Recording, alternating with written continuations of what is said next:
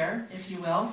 And also the challenge for the audience as well tonight is to have pointed questions, please, for the panelists, and to keep maybe perhaps the comments to a minimum, if you don't mind, and so that we can make the most of the panelists who have come from long distances to join us this evening. So what I'd like to do is go through the panelists, please. If you would please introduce yourself from where you are coming, and also what you do, and also how it relates to the movie, and you have 1.5 minutes to do that. Just kidding, you have 2 minutes, no. So if you would please, we'll start with... Good evening, I'm Brownie Carson, I'm from South Harpswell, Maine.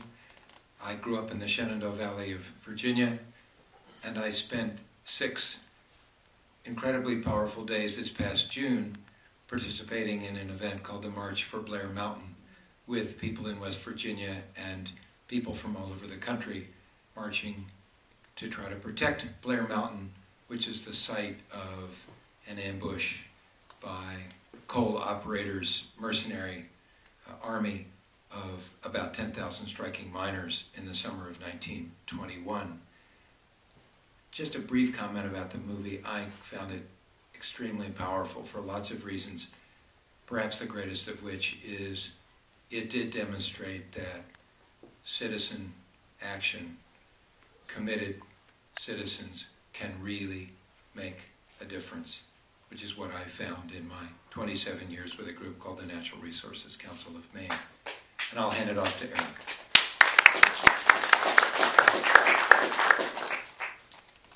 Thank you, Brownie, and thank you, the panel. Great group of people. Really happy to be here. I'm the producer, or one of the producers of the film. My name is Eric Grunebaum, and it's really a team sport making films like this, so I just want to give the props to our director, Bill Haney, and my co-producer, Clara Bingham, and an incredible team of camera people and sound recordists and artists and everybody who made this film, you know, what it is, and musicians, composer, everybody. So for me, it's been an amazing project to be involved with. I don't think I really realized, and I'm beginning to think that most people don't really realize where their electricity actually comes from. And at the very beginning, the guy from the West Virginia Coal Association says people feel it's like an entitlement.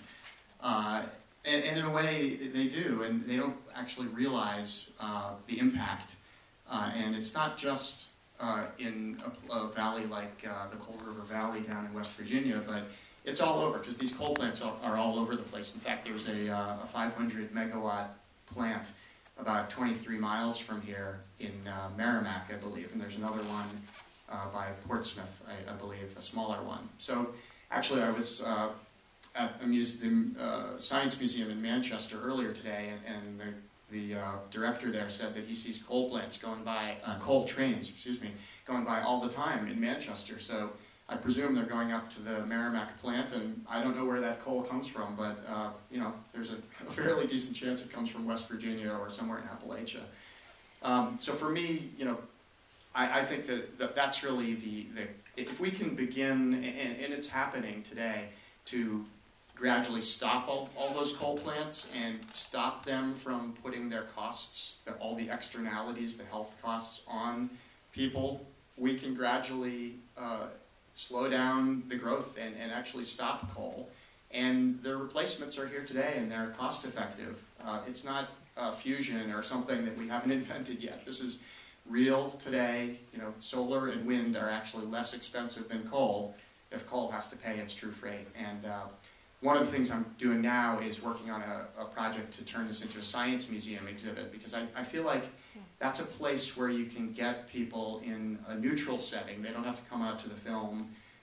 It's all over the country. There are science museums where people can learn about the actual science of coal.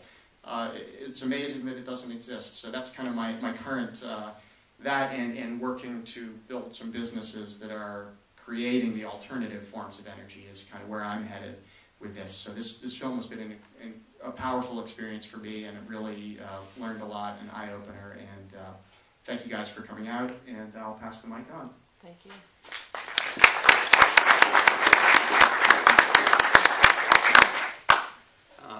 My name is Christophe Courchesne. I'm a staff attorney at the Conservation Law Foundation here in New Hampshire, and I want to second the thanks for Eric and his team for what was a truly moving film, and it, you know, the visuals of what mountaintop removal really means in a place, I think, is particularly vivid here in New Hampshire when we think of our mountains and how much we value the places where we play and live, and to think of that happening to a place, a real place where people have lived for generations, is truly remarkable. Conservation Law Foundation is engaged in a long-term campaign which we call Coal-Free New England, which our goal, it's an ambitious goal, is to get rid of all the coal plants in New England by the year 2020. And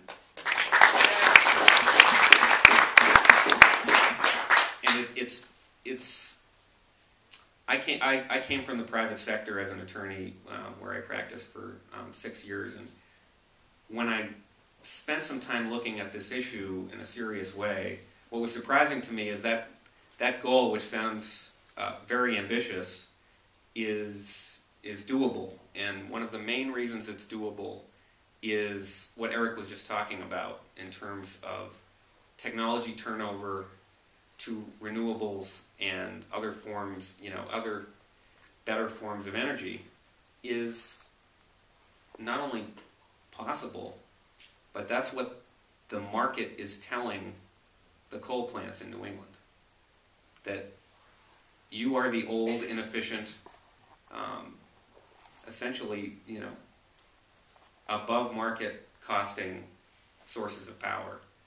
And the task that CLF has, and, you know, all our partners throughout the region and the country, is to force those companies, which include our largest utility here in New Hampshire, Public Service Company of New Hampshire, both to force them to incorporate their costs, but also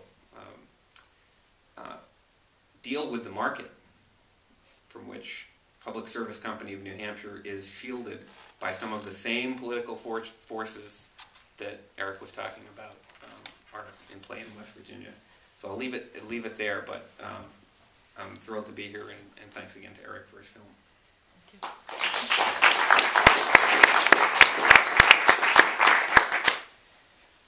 My name is Michael Mayer, and as Deb pointed out, I'm the Executive Director of the New Hampshire Sustainable Energy Association, and we are the proud sponsor of the film this evening. And thank you so much, Eric, for attending this event here, and thank you all for being here. And hopefully you'll encourage others. I know this movie is playing for the next few days, so encourage others to come and see this, because it certainly was a powerful film. And our organization is here to engage people in education, outreach, and advocacy for sustainable energy in the state. What that means is renewable energy, certainly, and energy efficiency.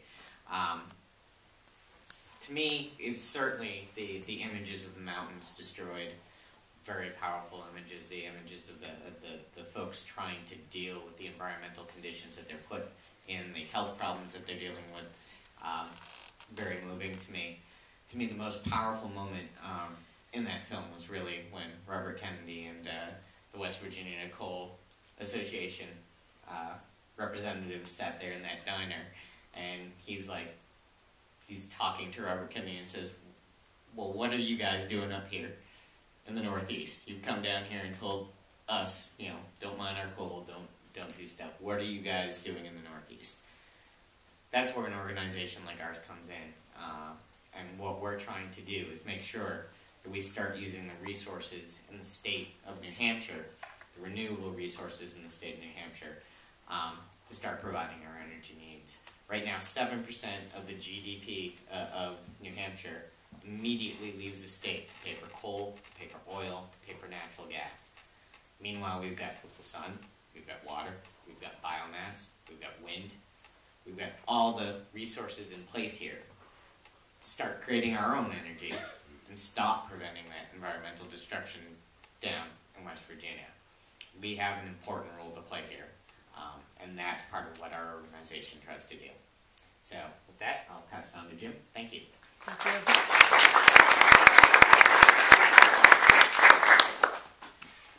I'm Jim Reubens. I consult for Union of Concerned Scientists. Our organization works to build a clean energy future for America, and we work politically. And I brought along, these are some externality quantification studies. And you talked about it pretty effectively in the film, and there were some nice charts, so I won't talk about them. There's them down there.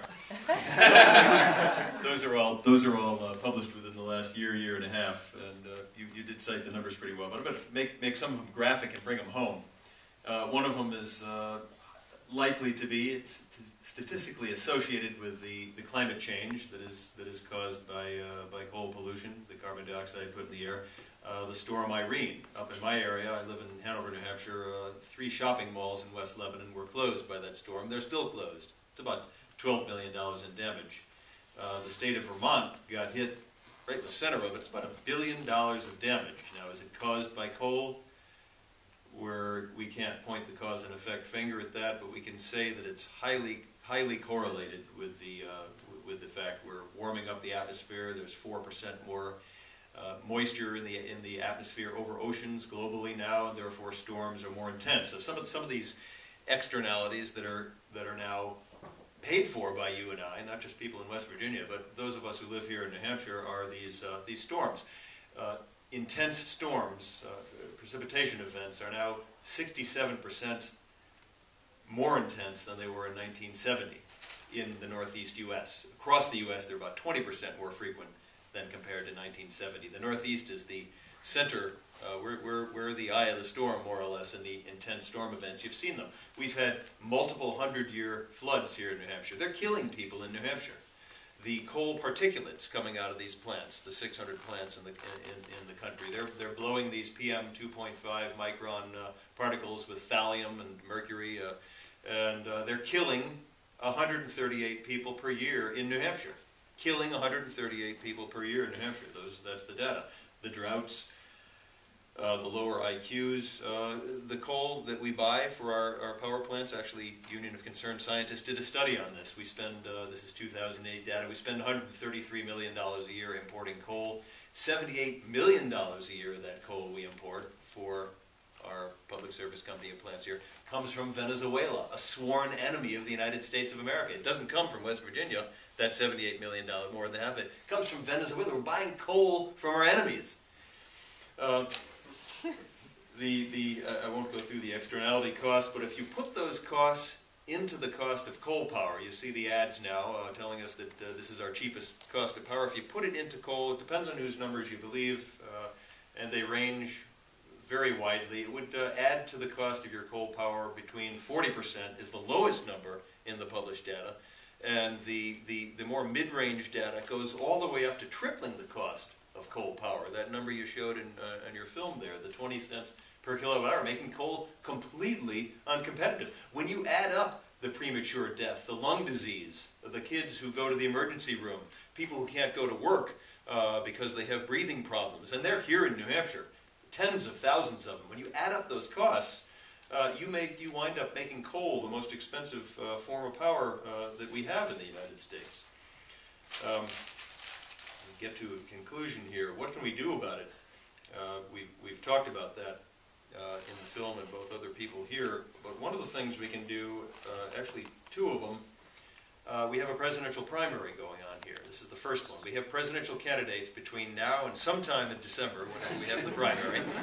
Presidential candidates are coming here, and they're doing something that is very unique in the United States. No other state has this opportunity when you can actually talk to them. You can show up at a town hall meeting that these folks are having, and you can ask questions.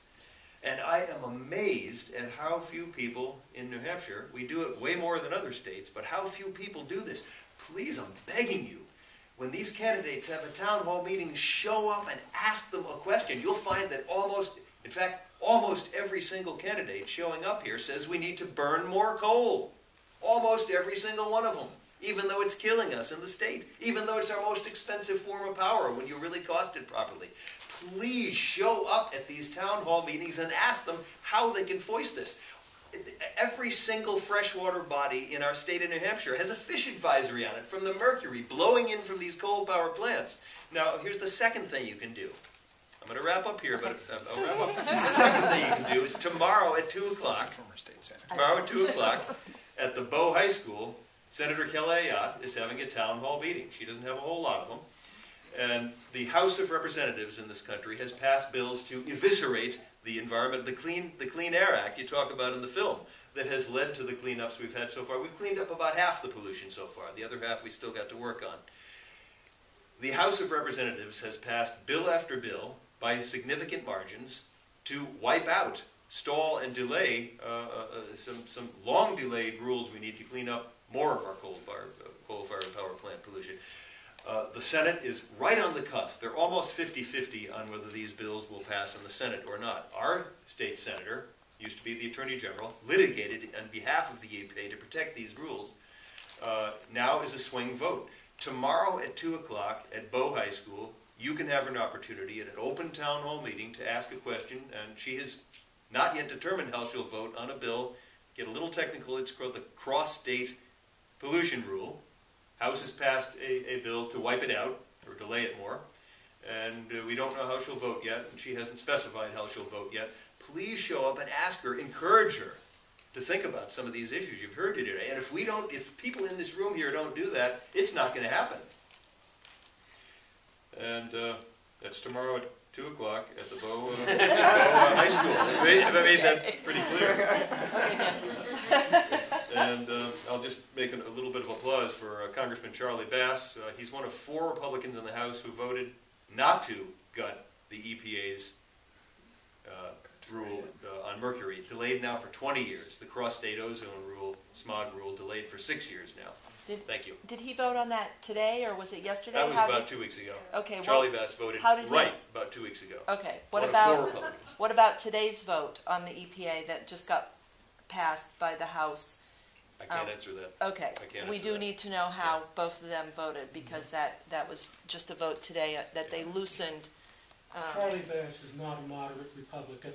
He just plays one on TV. Right. Well, he voted. I got it in front of me. He voted right. He was one of 4 Republicans. But tomorrow at 2 o'clock, I just encourage you to get involved, like those people in West Virginia are getting involved. This is how we can make a difference in our state. Right.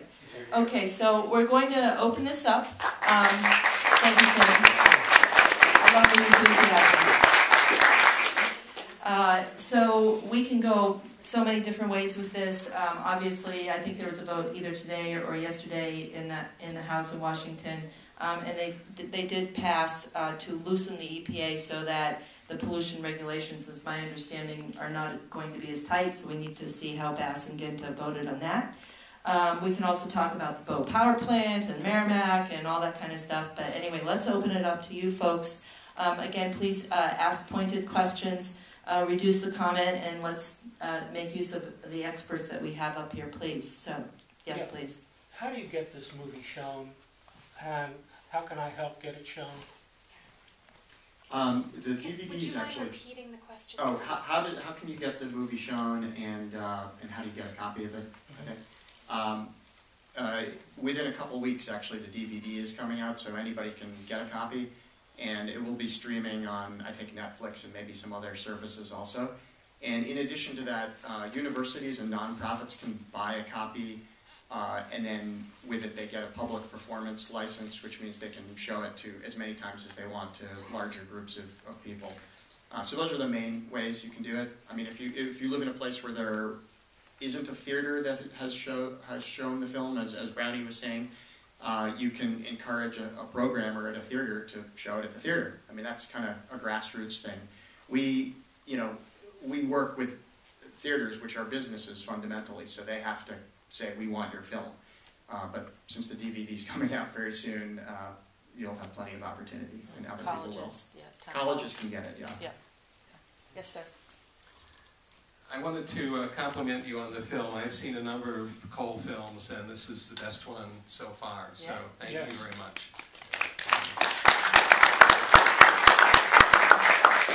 question is, my wife and I are climate activists. We got arrested in Washington about a month ago. Not that that's so great, but we're planning to move from Massachusetts to New Hampshire. And I guess this question would be for the New Hampshire folks. We understand that the New Hampshire laws that give you various credits and incentives to put in renewable energy aren't as good as in Massachusetts. And I'm wondering if something can be done, or if we can do something to improve that. Mike, that might be for you. Yes, you're very correct. Unfortunately, the incentives, particularly for things like small solar as well as large solar, wind and other renewable energy at the residential level aren't as good as in, say, Massachusetts or New Jersey. One of the biggest things that you can do is get involved. Get involved in your local elections. Run for office. Talk to your local elected officials, the people. One of the great things about the state of New Hampshire, and it still amazes me to this day, I can just walk into the State House and randomly talk to some legislator that has some influence on the laws and rules of the state, which is not something you can do in Massachusetts or most any other state in this nation. But most people don't realize that here. Most people are content to kind of sit back and not pay attention. It's amazing to me talking to legislators how many of them tell me, I got 3 calls on this, so obviously this is an important issue. So I'm going to change my vote. So be one of those 3 people. That is the biggest thing I can tell you. Be one of those 3 people. Yeah, And 3 calls on an issue is an earthquake. it is. Yeah. It truly is. Great. So that's the biggest thing. I start getting involved and encouraging your legislators to change things. Can I add one thing to that? We have this RGGI that Massachusetts is involved in, the 10-state regional greenhouse cap and trade system. It's a source of funding for some of the programs that Mike defends, and it survived the legislative session this time by 1 vote in the state Senate. So those 3 calls. I made calls, even though I was in Massachusetts. Yeah. Sometimes Okay. they don't help. Anybody else? Hands? Yes, John? Hello, just a quick backstory, which is a setup to the question for the panel. I last year had an interesting conversation with a gentleman who works at MIT, specializing in carbon sequestration technology, and I asked him about the viability of this in stage of development, and he said, oh, it's actually working, and he said it's working at the megaton level, but to be make any kind of significant dent, it needs to work at the gigaton level, and the crux of the conversation was we're at least 2 decades away, assuming that the government can fund this research heavily and everything goes right. So anyway, the question for the panel would be to give us, in layman's terms, please, an outline of this sort of murky concept of what clean coal actually might be. It's getting a lot of airtime on television, as you probably know, and it's like it sounds good, but nobody seems to actually know what it is. So if anyone would like to take a shot at that, I would appreciate it. I'm not going to do the science part, but you've got the Easter Bunny, you've got the unicorns, and you've got clean coal. That's about the level of it. It's purely fictional. I mean, the idea that you can put carbon underground and that carbon dioxide underground, and that makes it clean.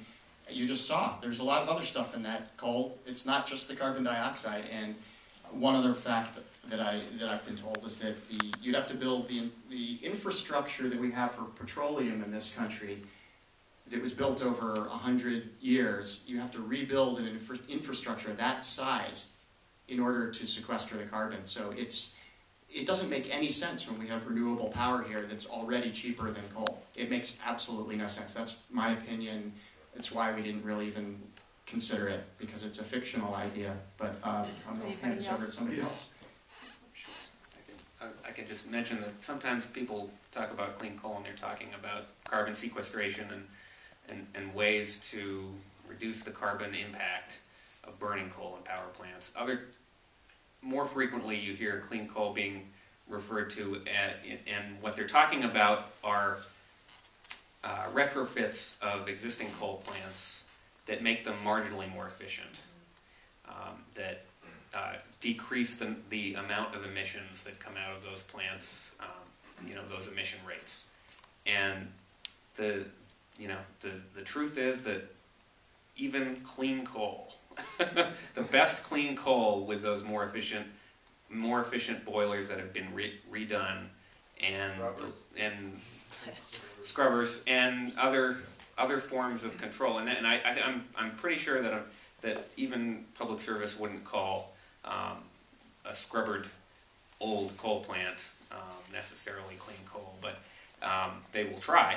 And though even those technologies are so far above and beyond the combined cycle natural gas, and then further down, the impacts of renewables. There's such a gap there that it really is a fantasy to think that there is such a thing, that we should spend a lot of money and subsidize the development of this slightly marginally better forms of technology when there are much better alternatives. Jim, did you want to? Coal, 45% of the electricity, and as you point out in the film, is from coal in the U.S., so it's not likely we're going to be rid of it in the next decade or two, although Union of Concerned Scientists, the point we make is that we really do either have to sequester all the CO2 coming out, as yet unproven technology, or shut them down over a period. But because there's so many of them, we ought to proceed ahead and do the R&D to see if it's possible. It's at least, as you point out, 10 or 20 years out before we know if it'll work on a gigaton scale. But as to the conventional pollutants, which are a problem right now, there are off-the-shelf solutions that work right now. They're rebuilding the Merrimack Station coal plant to reduce mercury emissions from 80%.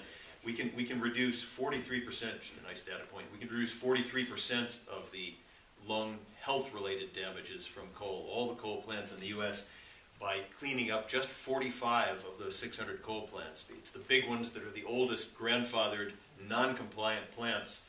That's about 11% of the production of electricity in the U.S. So very targeted work, off-the-shelf technology can have a near-term benefit on some of the health effects we've heard about. Brownie, did you want to add to that, or? I want to add one thing, which is that, and by forcing these coal plants to make these investments in cleaning up, we make renewables yet more competitive at the same time. So if we make the coal plants internalize all those costs, look, we all know we're intelligent people. We're not going to be able to turn off of coal on a dime. It's going to take years. And the more we force the costs of coal into the people who are making energy, electricity off of coal, and the more we let the available renewable technologies flourish today, the more they're going to be competitive. So we need to make the dirty polluters pay for their dirty pollution. It's really just, clean up what you learned in kindergarten, clean up after yourself. Right. Okay, one more question if we would. Way up in the back, I'll make you. If I could just say one thing, I don't know if I need the microphone or not. I had met a man last year, actually, who had been he was invited up to work on the Merrimack power plant in Bow. And he had been involved in, apparently, the rebuilding of the stack. We spent, millions of dollars to do this. And one of the things he had said with the scrubbers is that, a little higher? Okay. With the scrubbers, is that it's a farce, is what it is. So, when we talk about, clean coal and even the mandates of the scrubbers, which have reduced over the years, the sulfur dioxide that has been, acid rain into New England and that sort of thing over the years, that may have been reduced, but these guys don't take it seriously. The bottom line is, if it's a cloudy day, they shut those scrubbers off, this guy was telling me. All right? This isn't, something that they take seriously at all. So I just wanted to point out that I think the whole thing, quite frankly, is a farce. Clean coal is a farce, and, renewables, all the work you guys are doing down there, all right, to promote this. I commend you all, and thank you for pointing this stuff out. It's really important to our futures, and for you all to spend the time to discuss it and show it today. Just want to thank you.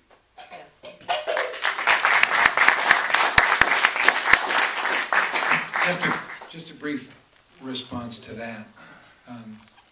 I think it's true that some of the regs, some of the laws, and many of the actions of polluting industry, particularly the coal-fired electrical power industry, are a farce. But they can only be that so long as we allow it. And that was what I learned in person from people in West Virginia, and what I think all of us need to practice as often as we can in our own lives. It is true that if a legislator gets 3 or 4 or a half a dozen calls, he or she will be moved many times, unless they're just so dug in it's not useful to call them. But still, putting the pressure is important. Going to administrative hearings before the New Hampshire DEP, it's the DEP in Maine, or other environmental agencies, going to talk to Senator Ayotte at a community meeting.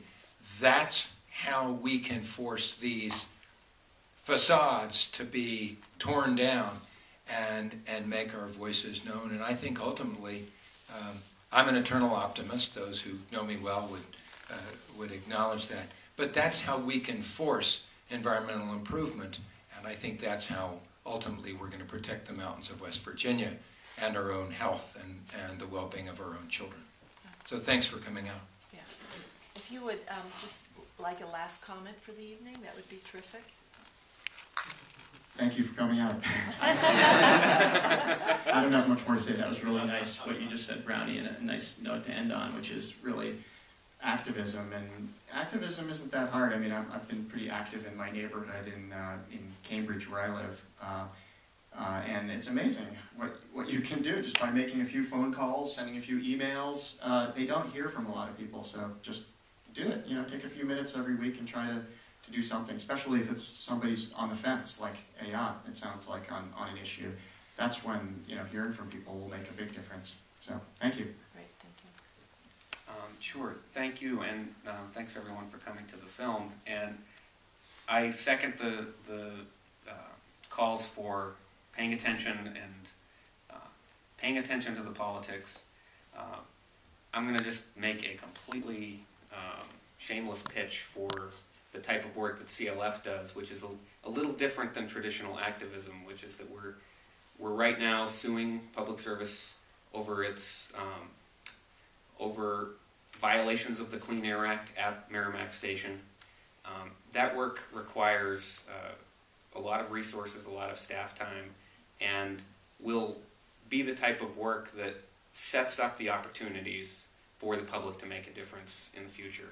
And so I'd urge you to support CLF. I'd urge you to support some of the other organizations represented here, and I even have a special incentive to support CLF tonight. I have 3 coffee table-sized books that were given to us that if you support CLF tonight, you can take home one of those books. Ooh, and okay. So there are 3 available, so I'm looking for 3 people. But it's the broader point is just that there's a lot of fronts in this fight, and it's not going to be an easy fight to win. Great, thank you. Well, in addition to taking advocacy to the political level, start talking to your peers. Start talking to the people around you, the people that aren't here, that you figure would never, ever come to something like this. Start bragging about the fact that you're more energy efficient. Start bragging about the fact that you get solar panels on your house. If I could see one of the selling points of new houses being solar panels on the roof, in addition to the granite countertops and pergo floors and stuff, I would be thrilled beyond belief. And that's when we know we're really, truly starting to make a difference. So start talking to your peers. Certainly start supporting organizations, whether it's CLF, certainly with New Hampshire Sustainable Energy Association. We're a member-based organization. We represent businesses that are in this industry, as well as businesses that benefit from the few and far between programs that we have for renewables here. And we work to try and change the message about renewables and energy efficiency. So certainly check us out on the web. Consider becoming a member. Just let people know. You know, sign up for our mailing list so that when something comes up over in the legislature, you'll be on the list of people who know when that's happening. Yeah. And join some of the other organizations that are up here. Real quickly. If you want to go to any of these presidential town hall meetings, or go to the one tomorrow with Senator Ayotte at 2 o'clock at Bow High School, would you come up and just say hi to me? Need a few people to come up and do that. Thank you very much. Great.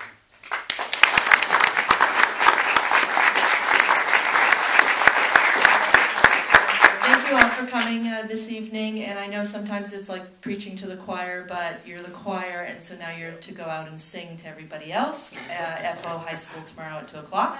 And thank you, panel, for coming this evening, and thank you, Eric, for the film. It's terrific. I know sometimes the panel will stick around a little bit if you would like to ask more questions, but it's a late night for tonight. But thank you again, and thank you, audience, for participating, and go forth and sing. Thank you.